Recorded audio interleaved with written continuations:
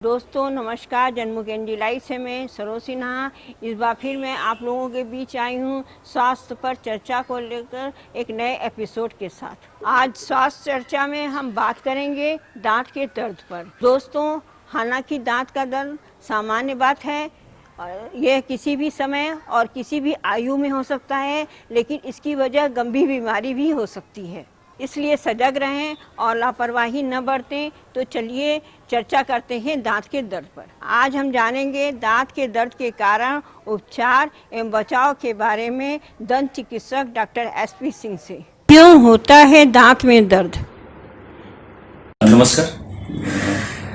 दांतों में दर्द होने के जो हमारे मुख्य कारण है, दांतों में कैविटीज होना पहला कारण है सबसे पहले। दूसरा, अगर दांतों में किसी तरह की चोट लग जाए, ट्रॉमा हो जाए, कोई भी फिजिकल ट्रॉमा, फिजिकल डैमेज। तीसरा, दांत घिस जाते हैं। तो जो दांत घिस जाते हैं उनकी कुछ कंडीशंस होती हैं, जिसको एट्रीजन, इरोजन, एब्रेजन, एफ्रैक्शन, या हमारे मसूड़े किन्हीं कारणों की वजह से नीचे की तरफ रिसेस कर जाए, तो ये गम रिसेशन कहते हैं, ये कारण हो सकता है।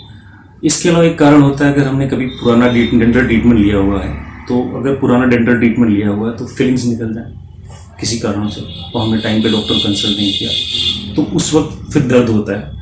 और इसके बाद जो नेक्स्ट कारण है, हमारे जो एक जॉइंट होता है, जिसको टेम्पोरोमैंडिबुलर जॉइंट कहते हैं।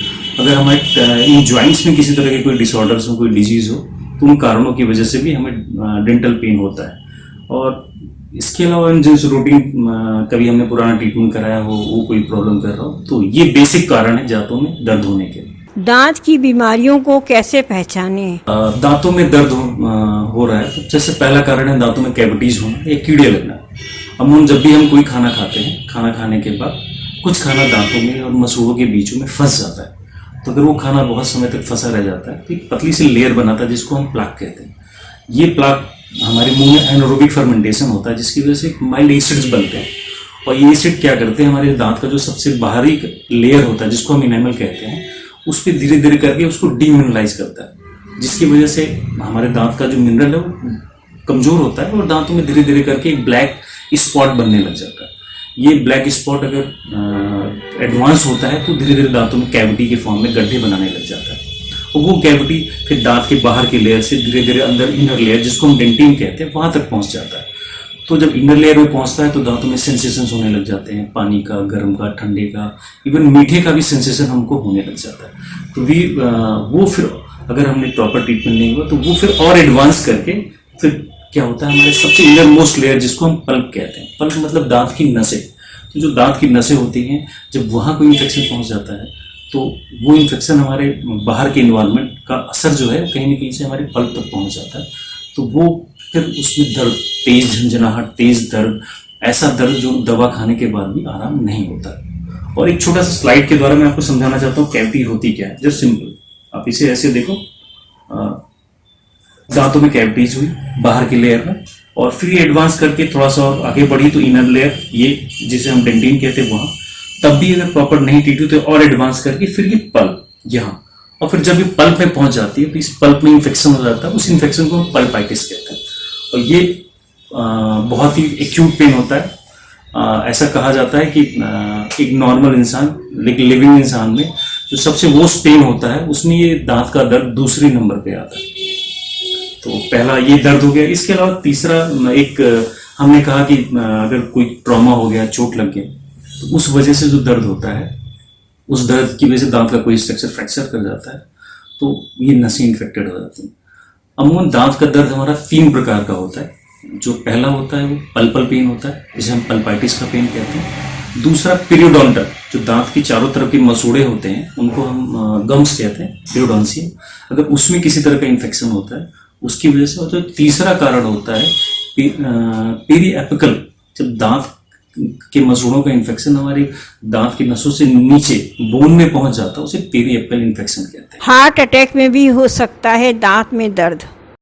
आपने एक सवाल पूछा कि कुछ और ऐसी बीमारियां जिसकी वजह से भी दांत में दर्द होता है। तो कुछ बीमारियां,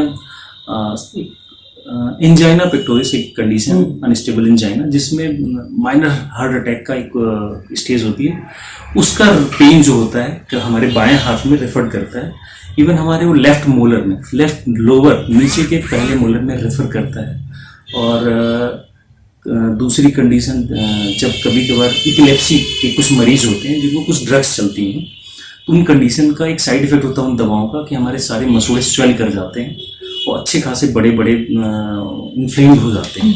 तो ये, और जब डायबिटीज़ एक ऐसी सिस्टमिक कंडीशन है जिसमें कि चीनी की मात्रा हमारे ब्लड में बढ़ जाती है और diabetes most of the cases में अनकंट्रोल्ड होती है, लोग लापरवाही करते हैं, तो उसको पेरियोडोंटल इन्फ्लेमेशन बहुत ज़्यादा हो जाता है, जिसको से पेरियोडोंटाइटिस, जिसको हम पायरिया कहते हैं, वो बहुत कॉमन है। और दांतों के चारों तरफ के मसूड़े कमज़ोर हो जाते हैं, ब्लीड करते हैं और चारों तरफ का बोन सपोर्ट जो होता है धीरे धीरे कम हो जाता है, तो उसकी वजह से भी पायरिया वो होता है।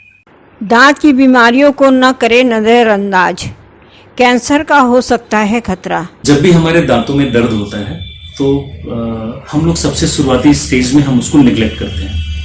अगर हमें दांतों में कैविटीज़ है तो हमने प्रॉपर समय पे डॉक्टर से कंसल्ट नहीं किया, दर्द हुआ हमने एक मेडिकल स्टोर से दवा ले ली या घर में कोई दवा है हमने लेके, कुछ घरेलू नुस्खे हमने यूज़ किए और उसको यूज करके हमने अपना जो तेज़ दर्द था उसको हमने किसी तरीके से रोक दिया।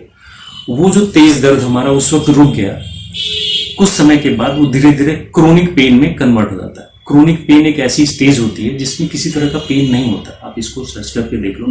क्रोनिक पेन की कंडीशन में कई बार थोड़ा दर्द होता है, कई बार दर्द नहीं होता। इवन की जो एक मैलिग्नेंसी जिसको हम कैंसर कहते हैं और हमारे मुंह में बहुत ही कॉमन है, जो कि कैंसर जो हमारे मुंह का सबसे कॉमन है इंडिया में, हमारे देश में सबसे commonest cancer is from oral cavity. उसमें भी शुरुआती फेज में हमारा कैंसर पेनलेस होता है और कारण होते हैं, अगर कोई दांतों में कैविटी है, इन्फेक्शन हुआ, वो इन्फेक्शन दांत से होते हुए नसों तक होते हुए नीचे बोन में चला गया और चारों तरफ के मसूड़ों को के थ्रू इन्फेक्टेड करके वहां से पस के फॉर्म में ड्रेन कर रहा है। हमने निगलेक्ट किया, थोड़ा दर्द हुआ दवा लिया पास के मेडिकल स्टोर से, किसी निगलेंस की वजह से हमने समय पे डॉक्टर को नहीं दिखाया, वो इन्फेक्शन क्रोनिक इन्फेक्शन बहुत समय तक पड़ा रहा। एज ए रिजल्ट क्या हो जाता है, वो इन्फेक्शन कई बार मैलिग्नेंसी में कन्वर्ट हो जाता है। तो ये बहुत ही खतरनाक है।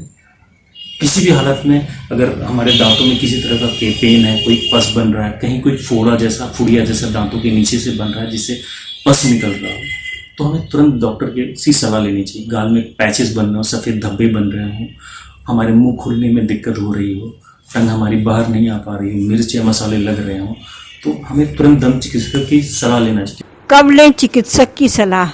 मेरी सलाह में हर इंसान को 3 महीने से 6 महीने के बीच में रूटीन डेंटल चेकअप के लिए जाना चाहिए।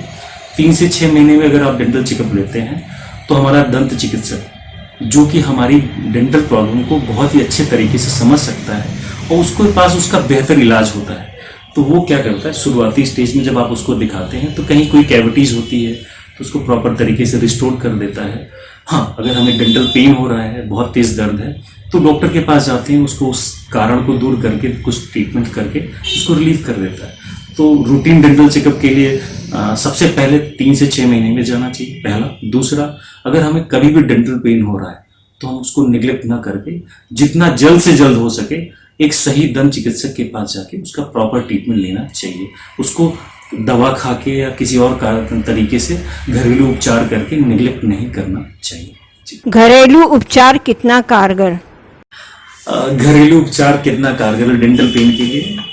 कई बार अगर जैसा मैंने आपसे बताया कि दांत का दर्द खासकर रात में होता है, तो जब रात में दर्द हो रहा होता है तो दांत का दर्द अगर रात में हो रहा है तो पहले सबसे पहला काम ये करना चाहिए कि अगर हम सो रहे हैं तो हम उठ जाना चाहिए और थोड़ा वॉक करना चाहिए।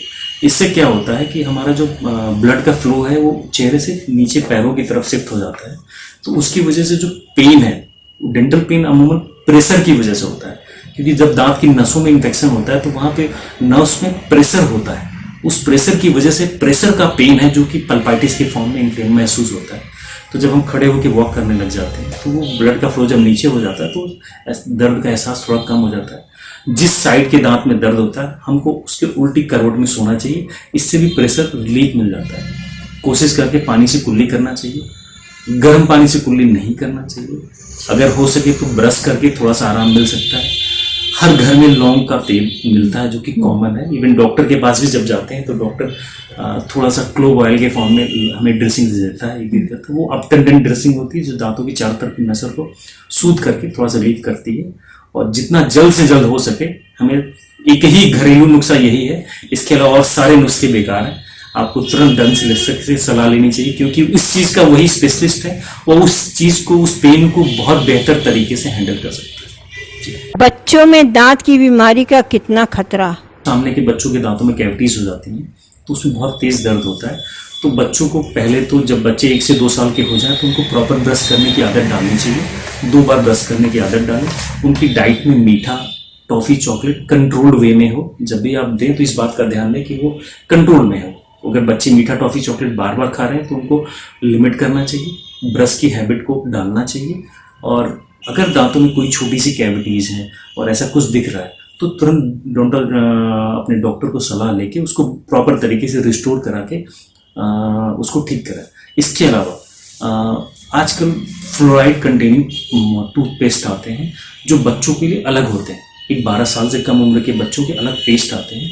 उन पेस्ट को जब बच्चे करते हैं तो दांतों के बाहर की जो लेयर इनेमल है वो धीरे धीरे करके मजबूत हो जाती है फ्लोराइड की वजह से, और उनमें कैविटीज रेजिस्टेंट होती है, तो कीड़े लगने का प्रोसेस डिले हो जाता है। बच्चों के दांत 12 साल की उम्र तक मजबूती से बने रहते हैं, जिससे आने वाले परमानेंट टीथ जो है वो मजबूत रहते हैं और अच्छी तरीके से टीथ आते हैं। और तीसरा, दांतों में टॉपिकल फ्लोराइड एप्लीकेशन कराना चाहिए, बच्चों में भी और बड़ों में भी। उससे दांत में कैविटी लगने का प्रोसेस कम हो जाता है। बचाव के लिए हमें इस बात का ध्यान रखना चाहिए कि हमारे खाने में बहुत ज़्यादा मीठा ना हो, और हम दिन में 2 बार ब्रश करें। 3 से 6 महीने में अपने डेंटल कंसल्टेंट या डेंटिस्ट के पास रेगुलर विजिट करते रहें। एक साथ कभी भी बहुत ठंडा और बहुत गर्म तुरंत में नहीं लेना चाहिए। हाँ, सबसे अहम बात, कभी भी डेंटल पेन हो तो उसको नेग्लेक्ट नहीं करना है। जल्द से जल्द, जितना जल्दी हो सके हम एक डेंटल कंसल्टेंट के पास तुरंत जाएं, क्योंकि वो इस चीज़ का स्पेशलिस्ट है। वो उस बात को, उस चीज़ को आपसे या आपके किसी भी परिचित या इवन के पास के मेडिकल स्टोर वाले से भी ज़्यादा बेहतर तरीके से जानता है। ज़्यादा मीठा या शुगर वाले खाद्य पदार्थों के सेवन से बचें। ज़्यादा तेल मसाले वाले खाद्य पदार्थों का सेवन न करें। एसिडिक फलों का सेवन करने से बचें। ज़रूरत से ज़्यादा गर्म या ठंडा न खाएं और न पिएं। ज़्यादा कठोर खाद्य पदार्थों का सेवन न करें।